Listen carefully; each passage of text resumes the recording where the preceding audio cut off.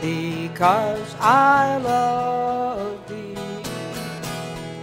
you have given life to me.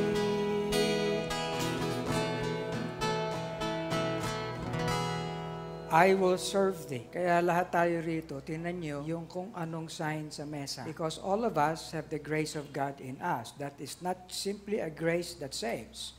It is grace that equips. Kung yun nga ang priority gift sa inyo ng Panginoon. Sometimes, sinasabi natin bahagi tayo ng ministry. Pero hindi natin alam ang gift sa atin ng Panginoon. Hindi suntok sa buwan nyo. You understand? Tingnan nyo talaga kung ano yan ba ang gift ng Panginoon sa inyo. And then go. Baka mali yung inyong pinuntahan. Kayong mga nagtatrabaho sa facilities, ano ang kakayanan nyo? Walang nasa likod, lahat nasa mesa. As in lahat.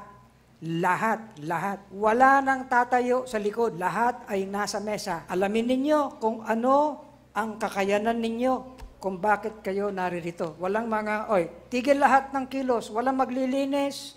Walang mag-aasikaso na ng pagkain, umupo sa mesa. Lahat dapat nandito. Walang excuse.